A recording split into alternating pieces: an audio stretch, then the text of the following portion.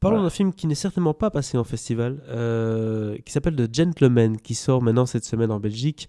Un film de Guy Ritchie avec Matthew McConaughey, Hugh Grant et Charlie Hunnam, entre autres. Alors là, j'ai l'impression de voir un Snatch 2.0 version rénovée de la part de Guy Ritchie, où il se dit tiens, je vais retourner au film de gangster britannique parce que finalement c'est peut-être ce que je fais de mieux.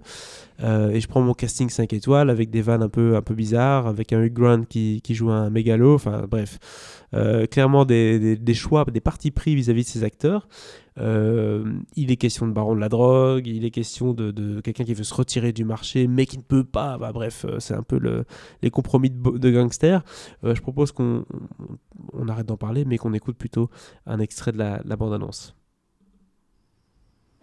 On va jouer un petit jeu ensemble, Ray. J'ai pas du tout envie de jouer. S'il te plaît. Non. Je t'ai demandé de jouer avec moi, Raymond. D'accord. Génial. Je veux que tu imagines un personnage. Ton patron, Mickey Pearson. T'es trop malin pour nous faire chanter, Fletcher. La Marie-Jeanne, c'est mon péché mignon.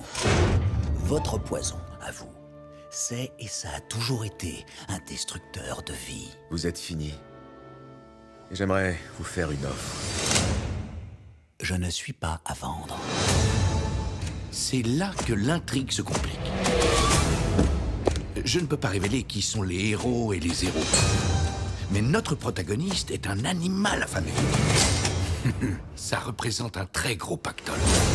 Notre antagoniste explose dans le décor comme un putain de feu d'artifice.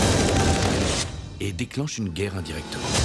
Il faut que Déclenche une guerre indirectement. C'est un peu particulier cette bande-annonce, j'ai l'impression de ne pas tout comprendre. Est-ce que c'est normal, Thibaut, de ne pas tout comprendre à cette bande-annonce ? Est-ce que le film est déjà plus facile à comprendre ? Alors écoute, je sais pas si je peux répondre très précisément à ta question, parce que je n'ai pas entendu la bande-annonce.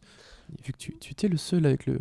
Bah écoute, avec ça parlait l'audio, de mais- le protagoniste, l'antagoniste, patati patata, et ça nous montrait brièvement des images de Matthew McConaughey qui pète des câbles, et pareil pour Charlie Hunnam, et avec un rôle de Hugh Grant qui a l'air d'être un peu le marionnettiste, mais voilà, c'est un peu comme ça que ça montre les choses. Mais c'est vrai qu'en lisant le synopsis ou en regardant la bande-annonce, on a l'impression que c'est le foutoir de Guy Ritchie. Ça, oui. C'est peut-être le principe de Guy Ritchie d'aller dans tous les sens et de ne pas spécialement avoir une histoire classique A plus B, quoi. Bah c'est Guy Ritchie, hein. C'est son film de mafieux, enfin de mafieux, de petite mafia. Hein. C'est des petites frappes, C'est hein. des petites frappes un peu quand même. Hein. Même si non, il y a quand même un type qui est incarné par Matthew McConaughey, qui est un baron de la drogue en Angleterre. Quoi. Le mec, il pèse. C'est limite. Enfin, c'est même pas des fermes, c'est des espèces d'exploitation où il fait pousser de la bœuf. Et il fait ça comment ? Enfin, un moment, il te l'explique très bien dans le film à la Guy Ritchie, hein, c'est-à-dire montage Jump cut rapide, machin, enfin bref, tu vois le bazar. Et globalement, il s'est accoquiné, enfin, il paye des grands lords anglais qui ont des grands domaines. Hein. Un château, généralement, et quelques hectares en dessous desquels tu peux aller planquer une bonne installation pour faire pousser de la bœuf. Faites maison. Et donc, oui, je sais plus combien de fermes, si je puis dire, il a en Angleterre. Enfin bref. T'as ce baron de la drogue, t'as une espèce de détective qui va essayer de faire couler ce baron de la drogue parce que le gars a été pas très respectueux envers le rédac-chef de je sais plus quel journal anglais. Enfin bref. Ok. Et donc le mec, le rédacteur en chef du journal, très vexé, il a engagé quelqu'un pour essayer de faire tomber le baron de la drogue. Voilà. Un rédacteur Ça, journal c'est qui va faire vraiment- tomber la mafia. Oui, Ouais. ok. Ça, c'est vraiment la base de la base. Et tout ça est raconté par le détective qui s'infiltre chez le bras droit, chez l'homme à tout faire du baron de la drogue. Donc le détective, c'est Hugh Grant. Le bras droit, homme à tout faire, c'est Charlie Hunnam. D'accord. Et donc ils sont pépères chez Charlie, en train de discuter, en train de se faire un steak. Parce que, évidemment, c'est le cliché absolu, limite d'un méchant de film, le personnage de Hugh Grant. C'est-à-dire qu'il t'expose tout son petit plan avec pourquoi j'ai telle information, je l'ai eu comme ça, et avec telle information, je vais te faire couler pour telle raison, etc. Enfin bref, il expose tout, tu vois. Mhm. C'est genre the big reveal.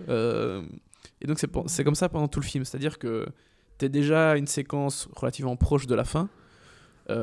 Et puis il raconte tout le film, enfin toute l'histoire en flashback d'une certaine façon. Oui, Guy Ritchie. tout à fait. Guy Ritchie. Il n'y a pas d'autre mot. Et est-ce que ça fait du bien de retrouver Guy Ritchie dans son élément? Oui, parce que c'est quand même son deuxième film de l'année. Hein. Oui. Rappelle-moi le titre de l'autre. Enfin non, le deuxième. Non. Son premier film de l'année. Oui, enfin, c'est vrai que ça fait moins d'1 an le dernier. C'était Aladdin, hein, son film précédent. Exactement.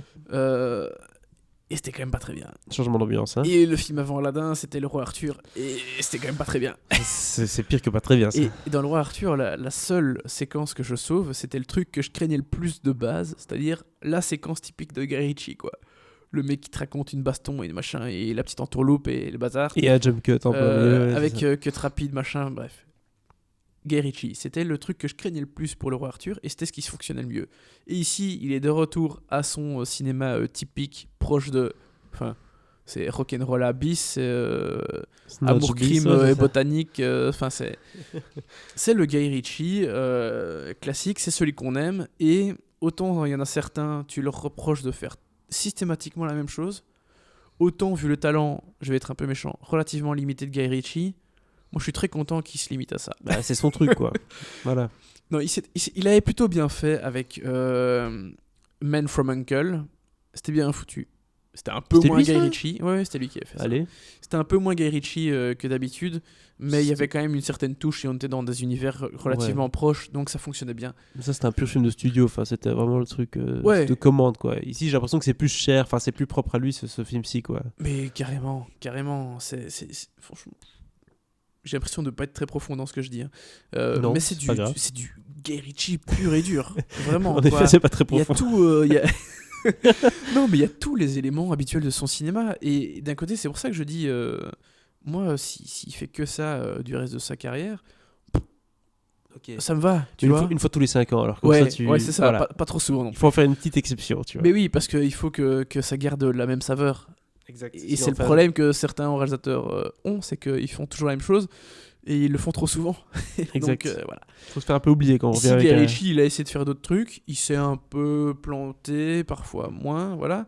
Mais quand il fait autre chose, c'est quand même pas fameux. Et donc ici, il refait ce qu'il fait le mieux, c'est-à-dire un film de gangster avec... un moment, en fait, c'est une histoire assez classique avec une couille, quoi. Dans Rock'n'Rolla, c'est un tableau qui disparaît, c'est le tableau fétiche du mafieux. Ah bah ça, c'est un peu emmerdant. Ici, ces fameuses fermes secrètes, à un moment, elles vont plus être si secrètes que ça. Et c'est chiant, parce que le baron de la drogue, il veut revendre son exploitation. Il a envie d'arrêter le truc, prendre sa retraite entre guillemets pépère, et aller couler ses vieux jours ailleurs, quoi. Donc à partir du moment où tes fermes super secrètes ne sont plus si secrètes, c'est chiant parce que le type il pourrait ne plus vouloir l'acheter, ou alors s'il l'achetait mais moins cher, ou alors bref, t'as plein de solutions possibles. Ouais.